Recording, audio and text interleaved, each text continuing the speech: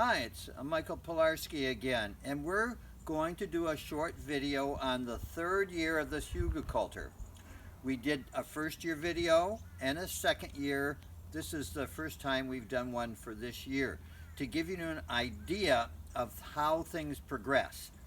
So if you look around here, when we started, we're just a few little teeny plants in the ground, a few little sticks, but now it is just lush. This particular berm planting has been fantastic all 3 years. Great yield, everything grew really well. It's just been a wonderful example. And the currants are really now into production. There's more and more of the berries are getting into production.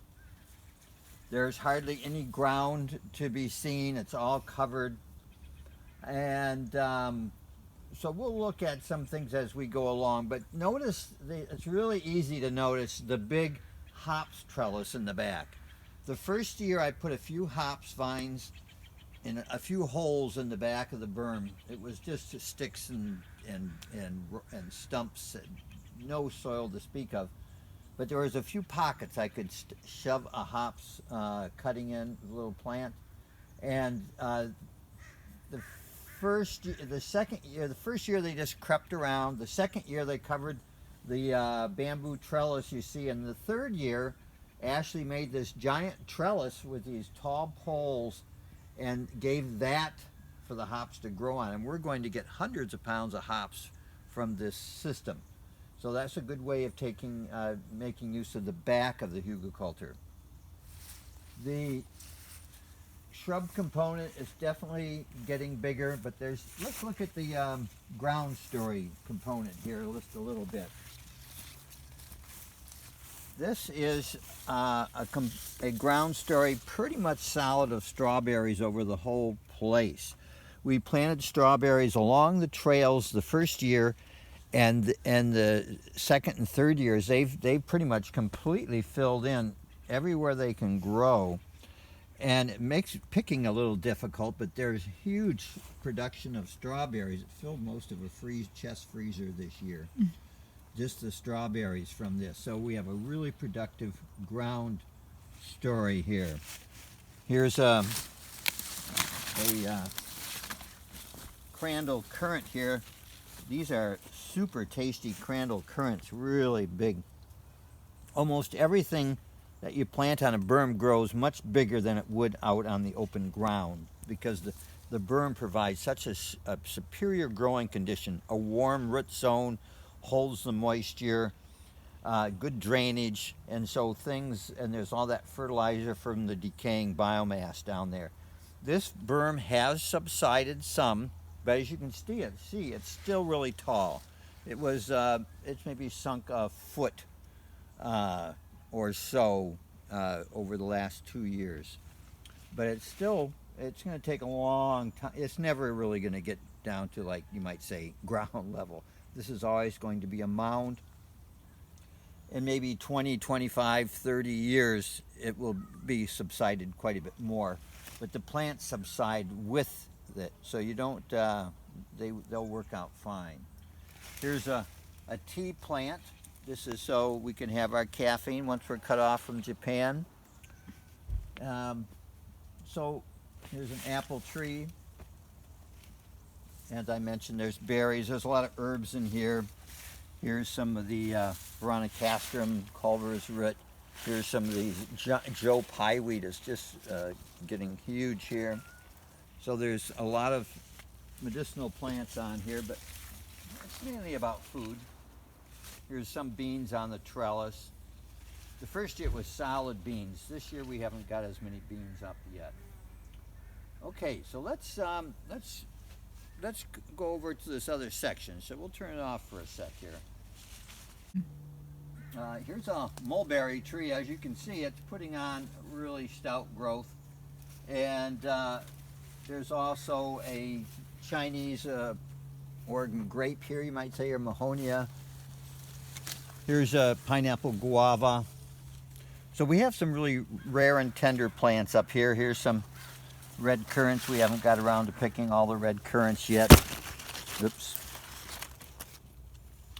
You know, there's oregano in the next understory down, and garlic chives in front of that.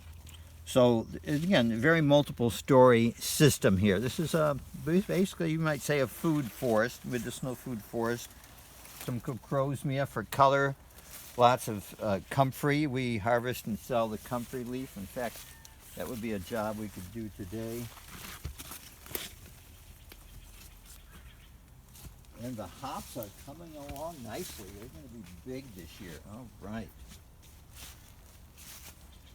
There's some vegetables around in here. Okay, let's go around. Let's go around back here. Whoa, look at these comfrey leaves. Oh my God. So this is the back end of the Hugelkultur, and the first year it was just these giant root masses like you see up here, just all this loose, all these roots and branches. But we backfilled some of the area back here and brought in some soil, and this is a mushroom patch here. This has been, there's layered under here is some fresh chips under this cardboard. It's inoculated with 3 different kinds of edible mushrooms. It wraps around the back here.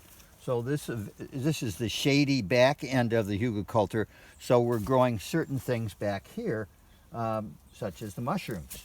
So that's one way to take advantage of this shady back end.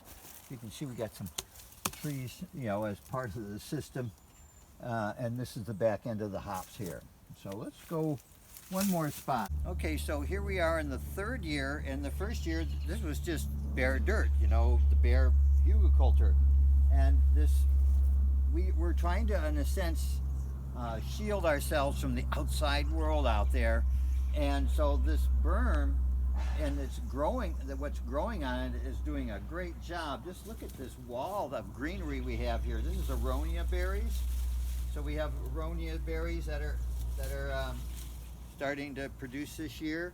We've got service berries. There's a peach tree, choke cherries. There's just a native alder and a native cherry. Here's some native thimbleberries. I never seen a thimbleberry grow that big in one, you know, that's like 1 year's growth there. Incredible.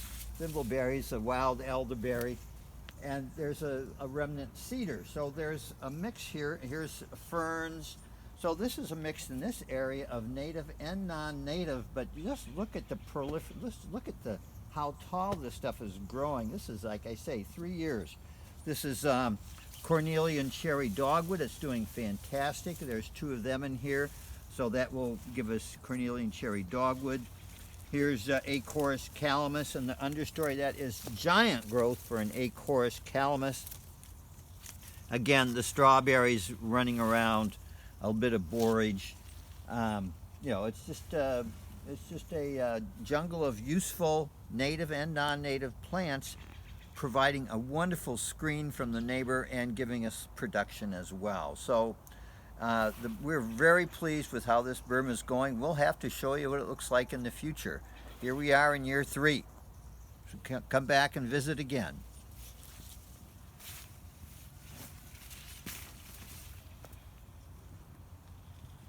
Oh yes, get the kitty.